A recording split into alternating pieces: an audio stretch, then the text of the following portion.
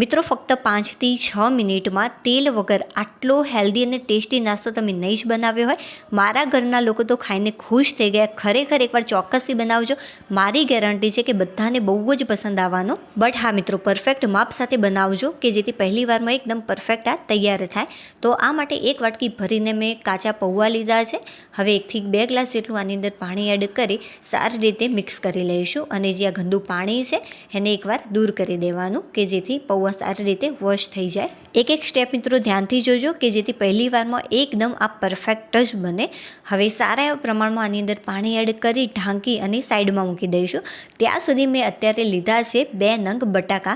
બટાકાની જે છાલ છે એને દૂર કરી દઈશું. અને હા ફ્રેન્ડ્સ, ખાસ કરીને જે વેફર પાડવાની છીણી આવતી હોય છે એની મદદથી તમે છીણશો તો ખરેખર જે આનું છીણ છે એ આ ટાઈપનું થોડુંક જાડું બનશે. અને જ્યારે તમે રેસીપી ખાશો ત્યારે બહુ જ સરસ લાગતી હોય છે. તો ચોક્કસથી આ રીતે છીણજો. જો ના હોય તો તમે નોર્મલ છીણી વડે પણ છીણી શકો છો. ચાલો, ત્યાર પછી તમે જોઈ શકો છો થોડીક જ વારની અંદર જે પૌવા છે એ સારી રીતે પાણીમાં ફૂલી ગયા છે અને એક્સ્ટ્રા જે પાણી છે એને મેં દૂર પણ કરી દીધું. હવે લઈ લઈશું આપણે એક મિક્સર જાર અને બધા જ પૌવા આની અંદર એડ કરી દઈશું. આને ખાધા પછી મિત્રો મારી ગેરંટી છે કે ઢોકળા, મુઠિયા કે પછી ખીચું ખાવાનું પણ તમે ભૂલી જશો. એટલી ટેસ્ટી આ રેસીપી બનશે. હવે આપણે આની અંદર અડધી વાટકી જેટલું દહીં એડ કરીશું અને અડધી વાટકી જેટલું પાણી એડ કરવાનું. જે આ માપ છે એકદમ પરફેક્ટ છે. તો ચોક્કસથી નોટમાં લખી દેજો અને આ માપ સાથે બનાવશો તો બહુ જ સરસ જ બનશે. સરસ મજાની આની મેં ઠીક પેસ્ટ તૈયાર કરી લીધી. હવે આપણે લઈ લઈશું એક બાઉલ અને બાઉલની અંદર આ પેસ્ટ નીકાળી લઈશું. આની થિકનેસ મિત્રો તમે જોઈ શકો છો. આ જે થિકનેસ છે એકદમ પરફેક્ટ છે. આની અંદર પાણી પણ આપણે એડ કરવાની એક્સ્ટ્રા જરૂર નહીં પડે. આટલું ઇનફ છે. હવે એ જ વાટકીના માપથી આની અંદર આપણે સોજી એડ કરીશું. તો એક વાટકી ભરીને મેં સોજી લીધી. જો એક વાટકી જેટલી સોજી હોય તો એક વાટકી જેટલા તમારે પૌવા લેવાના. અડધી વાટકી ભરીને દહીં અને અડધી વાટકી જેટલું પાણી એડ કરી સારી રીતે પેસ્ટ તૈયાર કરી અને આ રીતે સોજી એડ કરી મિક્સ કરી લેવાનું. આ રેસીપી બનાવતા મારે બિલકુલ પણ સમય નથી લાગ્યો. બટ હું તમને ધીરે ધીરે શીખવાડી રહી છું એટલા માટે આટલો સમય લાગી રહ્યો છે. હવે 2 થી 3 ચમચી જેટલા આપણે શિંગદાણા, પા વાટકી જેટલી ઝીણી કટ કરેલી ડુંગળી, પા વાટકી જેટલું ઝીણું કટ કરેલું ટામેટું અને એટલું જ આપણે ઝીણું કટ કરેલું કેપ્સિકમ અને 2 થી 3 ચમચી જેટલી કોથમીર એડ કરીશું.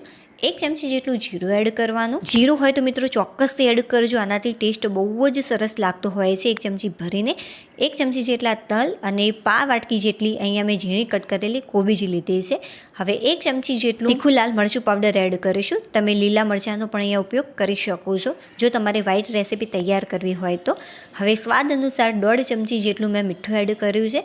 હવે બધી જ સામગ્રીને સારી રીતે એકવાર મિક્સ કરી લેવાનું. જો તમારે શાકભાજી એડ ન કરવા હોય તો આના વગર પણ તમે તૈયાર કરી શકો છો. બટ આ એડ કરવાથી હેલ્ધી નાસ્તો તૈયાર થશે. અને હા, બાળકો જો કોઈ શાકભાજી ન ખાતા હોય તો તમે આની અંદર કટ કરીને એકદમ ઝીણા ટુકડામાં કટ કરીને પણ આપી શકો છો. એ બધા જ શાકભાજી ખાઈ જશે અને એમને ખબર પણ નહીં પડે. બાઉલ થોડો નાનો પડ્યો એટલા માટે મિક્સ કરવામાં તકલીફ પડી રહી હતી. એટલા માટે મેં મોટા બાઉલની અંદર આને ટ્રાન્સફર કરી લીધું. હવે બધું જ બટાકાનું છીણ આપણે આની અંદર એડ કરી લઈશું. બટાકાનું છીણ એડ કરવાથી એક સરસ મજાની રેસીપીમાં ઠીકનેસ તો આવશે અને આનો જે ટેસ્ટ છે ખરેખર લાજવાબ લાગતો હોય છે. તો બટાકાની છીણ ચોક્કસથી આની અંદર એડ કરજો. જો તમે છીણ એડ નહીં કરો તો થોડી જે આ રેસીપી છે હાર્ડ લાગશે, સોફ્ટ નહીં લાગે ખાવામાં. એટલા માટે જો હોય બટાકા તો ચોક્કસથી આ રીતે એડ કરી દેજો. સારી રીતે મેં આને મિક્સ કરી લીધું છે.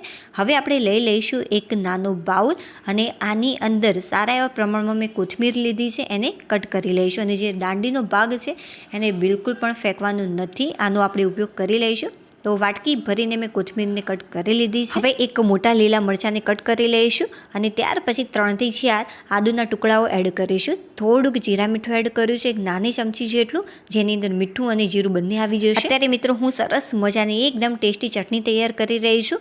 ચોક્કસથી બનાવજો, બહુ જ સરસ લાગતી હોય છે. હવે આની અંદર આપણે થોડુંક દહીં એડ કરીશું. દહીં બહુ ખાટું પણ નથી અને બહુ મોડું પણ નથી, મીડિયમ છે. તો સારા પ્રમાણમાં દહીં એડ કરવાનું. તો 4 ચમચી ભરીને મેં દહીં એડ કર્યું હવે લઈ લઈશું આપણે એક મિક્સર જાર અને મિક્સર જારની અંદર બધું મિશ્રણ એડ કરી આને સારી રીતે ક્રશ કરી લઈશું. અત્યારે મેં ખાંડ એડ નથી કરી, બટ જો તમે આની અંદર 4 થી 5 ચમચી ભરીને ખાંડ એડ કરશો તો મારી ગેરંટી છે બહુ જ સરસ મજાની એકદમ ખટ્ટી મીઠી ચટણી તૈયાર થશે. હવે આપણે એ જ બાઉલની અંદર નીકાળી લઈશું.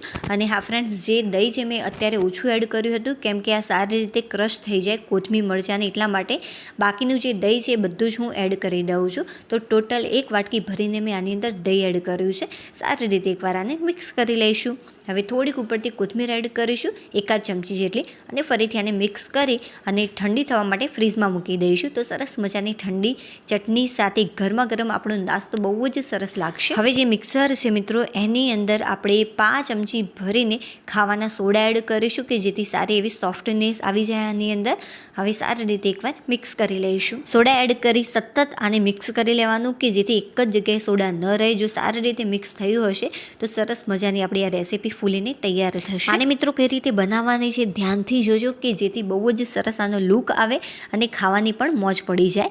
તો આ માટે સૌથી પહેલાં મેં લીધી છે આ રીતે ઢોકળાની જે ડીશ હોય છે કાણાવાળી, એ થોડીક તેલ અથવા તો ઘીથી તમારે ગ્રીસ કરી લેવાની. મેં ઘીનો ઉપયોગ કર્યો છે કેમ કે તેલ વગરની અત્યારે હું રેસીપી તૈયાર કરી રહી છું એટલા માટે. હવે એકાદ મોટા ચમચા જેટલું બેટર લઈ અને આ રીતે આપણે પાથરી દઈશું. અને હા, જે પાણી છે એ સારું એવું ગરમ થયેલું હોવું જોઈએ. પાણી ઉકળવા લાગે તરત જ તમારે ડીશ મૂકી દેવાની. ડીશ થોડી ગરમ થાય ત્યારે તમારે આ રીતે બેટર એડ કરવાનું. એક સ્ટેપ ધ્યાનથી જોજો કે જેથી તમારી જે રેસીપી છે એ પહેલી વારમાં એકદમ પરફેક્ટ બને, બિલકુલ પણ બગડે નહીં. અને હા ફ્રેન્ડ્સ, મારી આ રેસીપી તમને થોડી પણ પસંદ આવી હોય તો પ્લીઝ વિડીયોને લાઇક કરી દેજો. ચેનલ ઉપર નવા હોય તો ચેનલને સબસ્ક્રાઈબ કરવાનું બિલકુલ પણ ભૂલતા નહીં. હવે આનો સારો એવો દેખાવ આવે અને ટેસ્ટ સારો આવે એટલા માટે મેં ઉપરથી થોડું કાશ્મીરી લાલ મરચું પાવડર આ રીતે સ્પ્રિંકલ કર્યું છે, ચપટી જેટલું.